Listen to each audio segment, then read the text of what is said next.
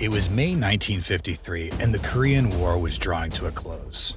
In the midst of a sea of uniforms and a solemn ceremony stands Lieutenant Elmer Royce Williams and listens as President Eisenhower starts reading his silver medal citation. For conspicuous gallantry and intrepidity, the president reads, "In action while leading an aerial flight, a division of 3 jet fighter planes attached to Fighter Squadron 781 embarked in the U.S.S. ORISKANY CVA-34 in Korea on 18 November 1952. While flying a combat patrol mission over Task Force 77 in the northeastern coastal waters of enemy-held North Korea, Lieutenant Williams demonstrated outstanding courage by placing himself and his accompanying planes between the task force and an attacking group of 7 enemy MiG-15 aircraft, thereby protecting the task force from enemy attack.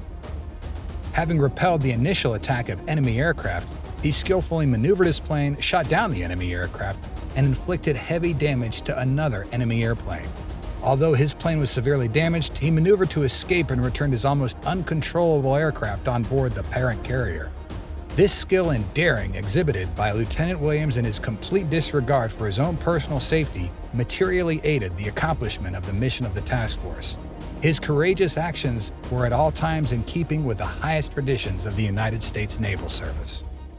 Yet as Williams stands there, adorned in his dress uniform, he recollects the events of that fateful day. It was nothing like what the citation described. The president's words were part of a cover-up to hide the truth about what really happened, a truth that Williams had sworn to keep secret, even from those closest to him. It was only because it was better that way, as the truth could have caused the Third World War. Now, the secret of Royce Williams and his heroic deed has come to light of the day. Elmer Royce Williams was born on April 4, 1925 in Wilmot, South Dakota. From his childhood, he was a boy with the qualities of a hero. Once, when he was 11, his uncle ordered him to deliver some ice to a customer. He then threw him the keys to the Chevy pickup truck. Young Royce was confused as he had never driven a car before, but didn't back down. He sat in the truck, collected the ice from the ice house, and delivered it to the customer. His uncle had given him a duty, and he did it as best he could. It was 1941, and it was now Uncle Sam who was calling for duty.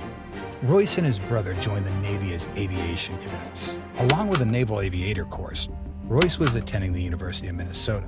Years passed, and the war was nearing its end. But neither Royce nor his brother were given a chance to serve their country.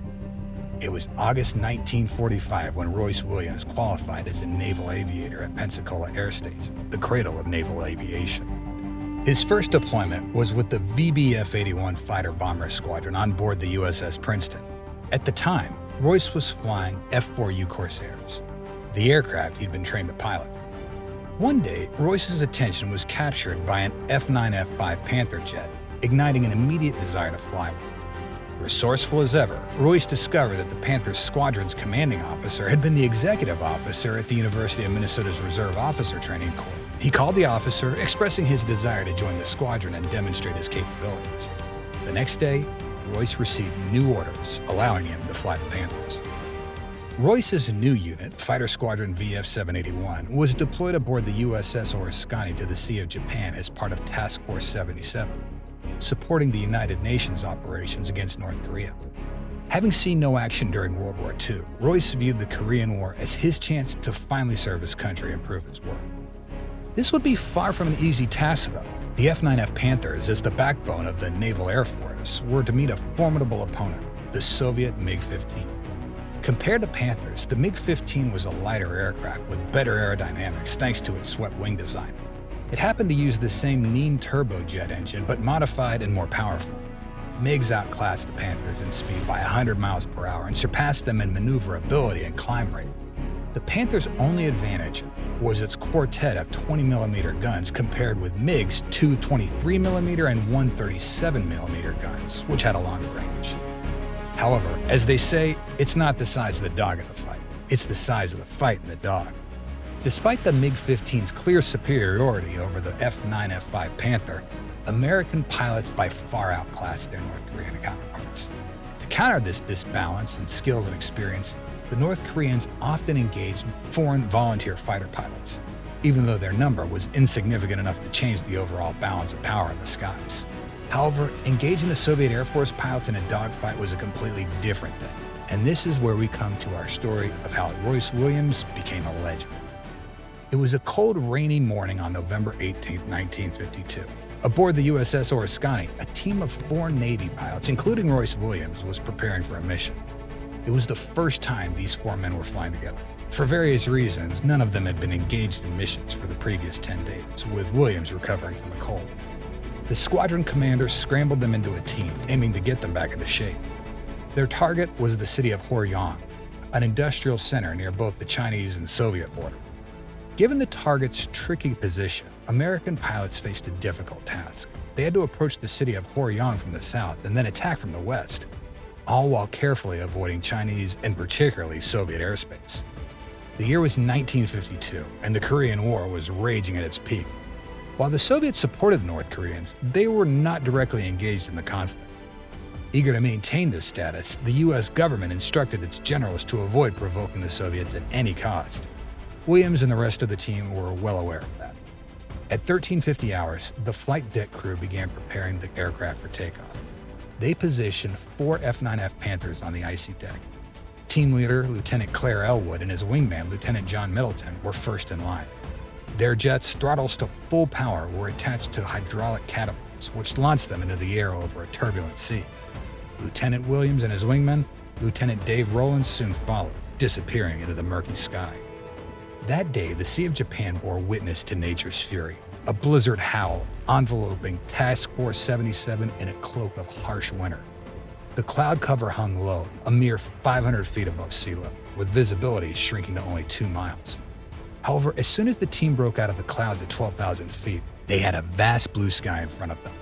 However, they were not alone. In the distance, the team noticed a group of 7 MiG-15s with bright red stars on their flanks. These were not North Korean aircraft, but Soviet MiGs, likely on patrol. Williams knew he was not supposed to engage them and was not expecting the Soviets to do so as well. However, he flipped on his gun sight and fired a short burst to check if his guns worked. Moments later, he noticed the Soviet planes breaking formation. It seemed as if they were preparing for the attack. Facing 4-7 odds, the situation was already dire. It worsened when team leader Lieutenant Elwood reported a fuel problem and, along with his wingman, turned back towards the aircraft carrier. It was now only Williams and his wingman against the 7 Soviet MiGs. The first group of 4 MiGs attacked them from the right side. Although in a slower and less maneuverable aircraft, Williams managed to outturn them and position himself behind the 4th plane in enemy formation. He fired a burst that struck the MiG's fuselage, sending it down in a trail of smoke.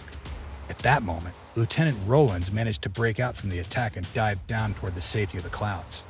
Williams was now all alone against 6 enemy pilots. The remaining 3 MiGs in the first group pulled away and repositioned for another attack. Williams immediately noted the superior maneuverability and acceleration of the MiGs compared to his F-9F, but he relied on his own skill to outturn them. However, despite all his efforts, he couldn't score any hits on the group. Then, the second group of the 3 MiGs entered the dogfight. One of them managed to position himself on Williams' tail. Williams pulled the stick back and threw his aircraft into a very hard wing's vertical right turn. The MiG stormed past his tail. Williams kept maneuvering by constantly turning his plane to keep his 6 o'clock clear. Whenever he got the chance, he would fire a burst at enemy aircraft.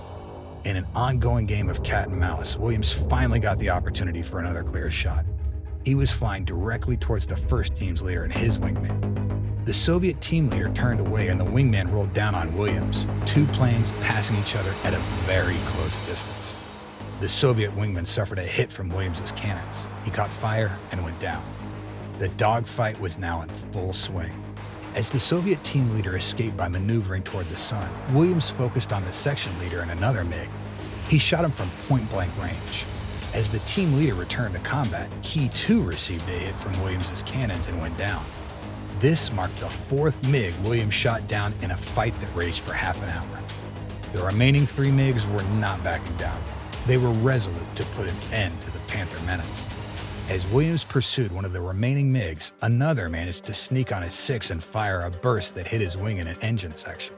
The hit damaged the hydraulics, leaving Williams without the rudder, flaps, and only partial control of the ailerons.